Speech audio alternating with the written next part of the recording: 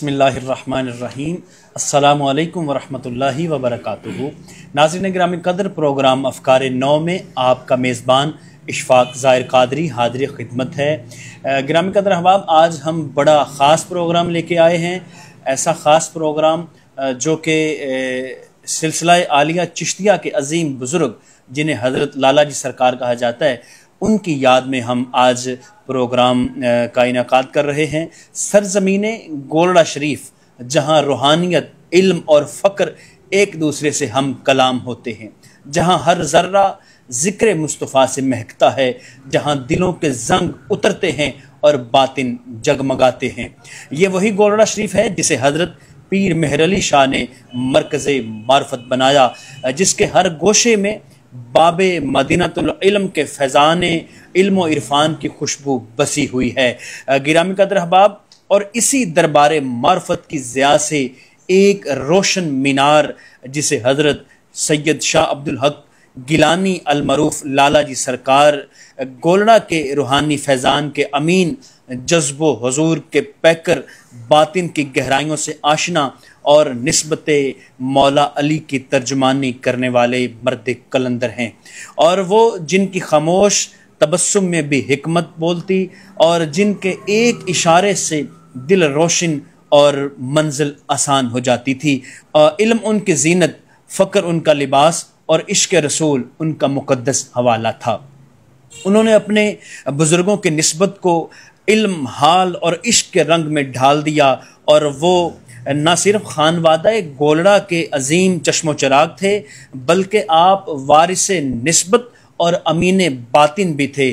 और आज का ये हमारा प्रोग्राम उन्हीं की याद में है। और यकीन कीजिए, आप एक ऐसे चराग थे कि जो ख़ुद तो रोशन रहे, ख़ुद तो जलते रहे, लेकिन आगे कई लोगों को जिला बख्श गए, और दूसरे लोग जिनकी रोशनी से आज भी जगमगा रहे हैं। आज उन्हीं की ज़ात को खराज तहसीन पेश करने के लिए हम आज का प्रोग्राम कर रहे हैं। आज के हमारे प्रोग्राम में हमारे मेहमान इंतहाई मोहतरम और प्यारी शख्सियत, और आस्ताना आलिया गोलड़ा शरीफ और बुजुर्गान गोलड़ा शरीफ से जिनकी ख़ास निस्बत है, अजीम इल्मी, अदबी, फ़िक्री, रूहानी शख्सियत जनाब हज़रत प्रोफेसर डॉक्टर मोहम्मद शाह खग्गा साहिब हमारे दरमियान तशरीफ़ फरमा है।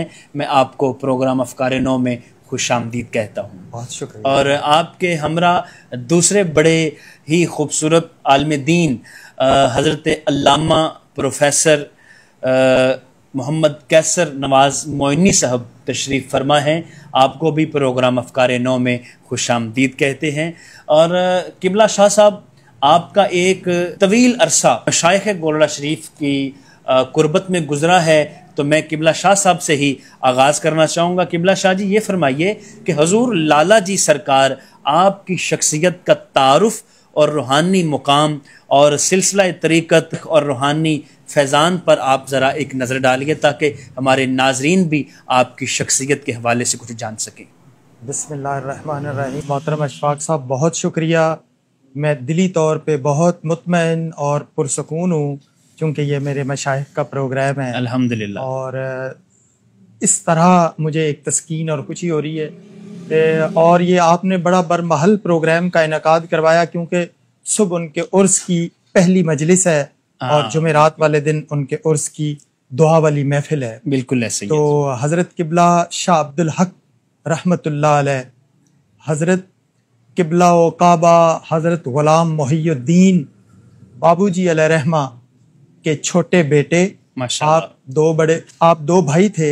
एक बड़े भाई हज़रत किबला ग़ुलाम मोइनुद्दीन माशाअल्लाह अल मारूफ बड़े लाला जी, और वो चूँकि शायर भी थे और साहिब दीवान है जी, उनका असरारुल मुश्ताक के नाम से, और वो मुश्ताक तखल्लुस करते माशाअल्लाह। तो ये उनके छोटे भाई हज़रत किबला शाह अब्दुल हक रहमतुल्लाह अलैह, जो कि छोटे लाला जी और लाला जी के नाम से मारूफ हुए, जाने जाते। आपके वालिद गिरामी हज़रत किबला बाबूजी अलैह रहमा, और आपके वालिद गिरामी मतलब है आपके दादाजी जी, हज़रत सैयदना पीर मेहर अली शाह रहमतुल्लाह अलैह गिलानी हसनी अल हुसैनी, जो बुज़ुर्ग हैं فاتح قادیانیت کے حوالے سے معروف ہیں. سبحان اللہ سبحان اللہ.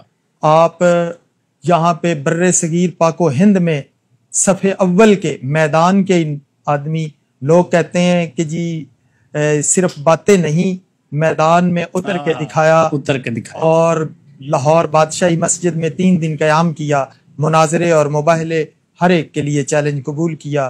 اور آپ کی جو مشہور زمانہ کتابیں ہیں شمس الہدایہ اور سیف چشتیہ، ماشاءاللہ وہ قادیانیت اور رد قادیانیت کے حوالے سے ان کا کوئی جواب اور کوئی توڑ نہیں، آج تک نظر نہیں آتا. ایسا ہی. اور یہ خانقاہ اور خانوادہ جن کا ایک علمی کام یہ نہیں ہے کہ آپ صرف وہاں پہ بیٹھے رہے اور نہ علمی ہے نہ ادبی کام ہے، ایسا ہم بالکل نہیں. اور نہ ہی ہمارے ناظرین اور نہ ہی جتنے مریدین متوسلین متعلقین اور جتنے بھی لوگ ہیں وہ یہ نہیں کہہ سکتے.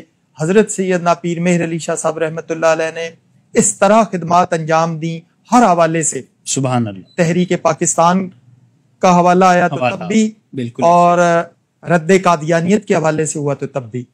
سبحان اللہ. تو حضرت قبلہ شاہ عبد الحق جو المعروف لالا جی صاحب رحمۃ اللہ علیہ، وہ 1926 میں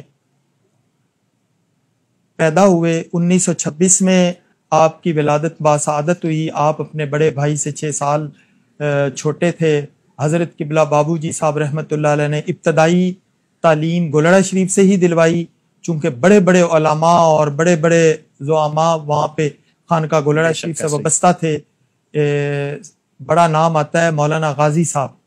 مولانا غازی صاحب مدرسہ سولتیہ مکہ اور مدینہ منورہ میں موجود ہیں اب بھی ماشاءاللہ. وہاں پہ حضرت قبلہ پیر مہر علی شاہ صاحب رحمۃ اللہ علیہ حج کے لیے گئے تو وہ آپ کے علم سے متاثر ہو کے ساری عمر باقیہ جو ہے وہ آپ نے گولڑا شریف گزاری، اور گولڑا شریف میں ہی آپ کی وصال ہوا اور آپ کے بھائیوں کے ساتھ جو ہے نا ان کا مزار ہے. حضرت قبلہ شاہ عبد الحق صاحب رحمۃ اللہ علیہ جب غازی صاحب کا وصال ہو گیا تو آپ کو آپ کے والد گرامی نے بہاولپور میں بھیجا. بہاولپور جامعہ عباسیہ مولانا غلام محمد گھوٹوی صاحب کے پاس، وہاں پہ آپ نے، میں مختصر کروں گا اپنی میری بات چونکہ وہ زیادہ طویل ہوگی، میں چاہوں گا اس کو اور جی نہیں بالکل، یہ بڑی سود مند باتیں ہیں. حضرت یہ ضروری چیز ہے کہ اگر تعارف ہو. دیکھیں نا غلام محمد گھوٹوی صاحب کا آپ نے ذکر کیا، اگر ان کی خدمات پہ چلیں تو پھر وہ بھی ایک ایسی شخصیت ہے ہمارے مشائخ میں سے جن کا ہم شاید نام بھی نہیں جانتے ہمارے لوگ. ان کی بڑی خدمات ہیں ختم نبوت کے لیے بھی، ختم نبوت کے لیے، اور علمی میدان میں ایک بڑا ستون ہے، بہت بڑا نام ہے. ایسا تو حضرت بڑے لالا جی صاحب رحمۃ اللہ علیہ اور چھوٹے لالا جی صاحب رحمۃ اللہ علیہ 6 سال بلکہ کم و بیش میرا خیال ہے اس سے بھی زیادہ وقت جو ہے بہاولپور جامعہ عباسیہ میں گزارا، کیونکہ یہاں پہ ملا جامی شرح ملا جامی تک کتابیں پڑھ لی، علم کافیہ یہاں تک پڑھ لیا. پھر آپ کے والد گرامی نے فرمایا کہ آپ کو جو ہے نا مزید تحصیل علم کے لیے بہاولپور میں. تو یہ چونکہ ایک دو اپنے ہی بیانات میں اور اپنے ہی مقالات میں خود فرماتے ہیں، اور آپ کی جو مسافر چند روزہ ایک کتاب ہے مکتوبات مسافر چند روزہ، یہ حضرت قبلہ بابو جی صاحب نے خط لکھتے تھے اپنے دونوں صاحبزدگان کو. تو اس میں جو جو تکالیف اور مصائب اور مشکلات برداشت کی تو اس میں ساتھ ساتھ آپ ان کو تشویق دلاتے اور شوق بڑھاتے. حضرت قبلہ بابو جی صاحب رحمۃ اللہ علیہ نے علم کے لیے اپنے دونوں صاحبان کو اس طرح توجہ اور تشویق دلائی، اور مولانا روم کا ہر خط میں ایک شعر جو ہے وہ رقم ہوتا کہ نمی گویم کہ از عالم جدا باش بہر جا باشی با خدا باش. میں یہ نہیں کہتا کہ دنیا سے الگ تھلگ ہو جاؤ، لیکن میں یہ کہتا ہوں کہ جہاں کہیں رہو اللہ کے ساتھ رہو. واہ واہ واہ. تو یہ مولانا روم کا مثنوی مانوی میں یہ آپ کے مکاتیب میں ہر خط کے اوپر یہ شعر لکھا ہوتا. اور اسی طرح کہ بڑے بھائی کو کہتے کہ آپ نے چھوٹے بھائی کا خیال رکھنا ہے، چھوٹے بھائی کو فرماتے کہ آپ نے اپنے بڑے بھائی کا ساتھ خیال رکھنا ہے اور ان کے ساتھ اسی طرح معاونت اور مشاورت رکھنی ہے. بالکل صحیح. تو گھر سے ہمیں ساروں کو بہت یاد آتی ہے آپ کی، لیکن مقصود علم حاصل کروانا ہے. تو حضرت قبلہ شاہ عبدالحق صاحب رحمۃ اللہ علیہ نے وہاں پہ علامہ کی اعلیٰ سند حاصل کر کے وہاں پہ اگرچہ بظاہر یہ ہوتا ہے کہ جی یہ علمی حوالے سے جو ہے نا وہ رتبہ اور مقام نہیں، یہ مشائخ چشت کا شروع سے ازل سے رہا ہے کہ جو صفحہ اول کی جتنی تعلیمات ہیں، جتنے مقامات ہیں، وہ آپ نے حاصل کرنے ہیں، اور وہاں پہ آپ جب واپس آئے ہیں تو کچھ آپ کی تعلیمات باقی رہ گئی تھی جو کہ آپ نے واپس درگاہ گولڑا شریف میں اور اپنے اجداد سے حاصل کی۔ حضرت قبلہ شاہ عبدالحق سراپا علم و حکمت، دانائی اور فہم و فراز تھے۔ حضرت شاہ عبدالحق رحمۃ اللہ علیہ کے حوالے سے میں یہ بھی عرض کرنا چاہوں گا، جیسے آپ نے انٹرو میں کہا ہے کہ آپ ایک خاموش بزرگ، اگرچہ جو ہے نا چشتیہ میں اس طرح کی کئی اور بھی مثالیں ملتی ہیں، لیکن ان کا وہ خود اپنے ایک بیان میں کہتے ہیں کہ میں بالکل چھوٹا سا تھا تو میرے دادا جی ایک اپنی کیفیت میں بیٹھے ہوئے تھے، تو میں باتیں کر رہا تھا تو دادا جی نے کہا کہ بہت بولتے ہو، کم بولا کریں۔ تو اس کے بعد میں نے کم بولنا شروع کر۔ تو کیا وہ اپنے جد اعلیٰ کی وہ بات اور کیا وہ ادب اور وہ کیا احترام۔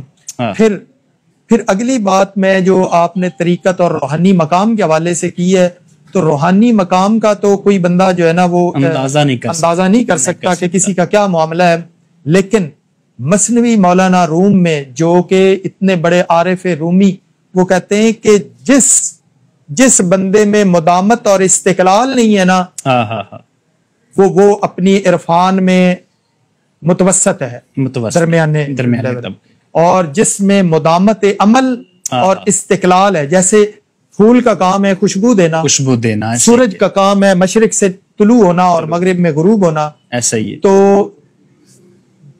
گرمی ہو، سردی ہو، دکھ ہو، غم ہو، پریشانی ہو، کوئی معاملہ ہو، آپ کے جو معمولات ہیں، مدامت عمل آپ کا ایسا کہ اتنے بجے گھر سے آنا ہے، گھر میں اگر کوئی مشکل ہے، پریشانی ہے، یا آپ کی اپنی طبیعت بھی اس میں کوئی اضطراب ہے، لیکن آپ نے مریدین، متوسلین لوگوں کو ملنا ہے اور اس وقت آنا ہے، ہر ایک کے لیے دعا کرنی ہے، ہر ایک کو ملنا ہے۔ اگر 1000 مرتبہ بھی کسی نے کہا کہ حضور دعا فرمائے تو آپ نے ہاتھ اٹھائے۔ کیا بات ہے، سبحان اللہ۔ تو دل جوئی کرنا۔ پچھلے دنوں ایسے ہی ایک بات، مطلب ایک بزرگ کے ساتھ میں کر رہا تھا، حضرت مسعود الدین گنج شکر رحمۃ اللہ علیہ، فرید الدین مسعود گنج شکر رحمۃ اللہ علیہ فرماتے ہیں کہ میں نے چونکہ پنجاب کا یہاں پہ مزاج تھا، تعویذ لوگ آتے تھے تعویذ لکھوانے کے لیے، ایسا ہی، تو میں ان کے لیے تعویذ لکھ رہا تھا۔ تو ایسے ہی خواجہ قطب صاحب سے جب ملاقات ہوئی تو میں نے ان سے عرض کیا، حضرت کہ یہ لوگ، پنجاب کے لوگ اتنی دیر تک مطمئن نہیں ہوتے جب تک کہ ان کو کوئی تعویذ نہ لکھ دیں، پریشان ہوتے ہیں، تنگ دست ہوتے ہیں، حالات مضطرب ہوتے ہیں، تو میں ان کے لیے تعویذ، تو حضرت خواجہ قطب صاحب قطب الدین بختیار کاکی علیہ رحمہ نے فرمایا، اللہ کے، تو یہ کیا کم ہے کہ کوئی دل سے کسی کی دل جوئی کر دی جائے، آپ لکھ دیا کریں، تعویذ لکھ دیا کریں، جس سے کوئی مطمئن ہو جائے، اللہ کا نام لکھ دیا کریں۔ تو یہ بات کرنے کا مطلب کہ خلق خدا کو مطمئن کرنا اور ان کی دل جوئی کرنا۔ تو آپ جس وقت آتے، پھر محفل سما سے بعد ختم خواجگان کے بعد لنگر، پھر نماز ظہر کے بعد پھر مریدین و متوسلین کو ملنا، پھر اس کے بعد عصر، اور عصر کے بعد راول پنڈی چاولہ گراج میں جانا اور وہاں پہ مغرب کی نماز پڑھنا، اور پھر اسی طرح واپس عشاء کی نماز پڑھ کے گھر آنا، اور رات کے الگ وظائف و اوراد، اور پھر صبح فجر کے، اور پھر صبح مخلوق خدا کے، سارا دن جو ہے نا وہ ایسے معاملہ ہوتا۔ کیا بات ہے، سبحان اللہ۔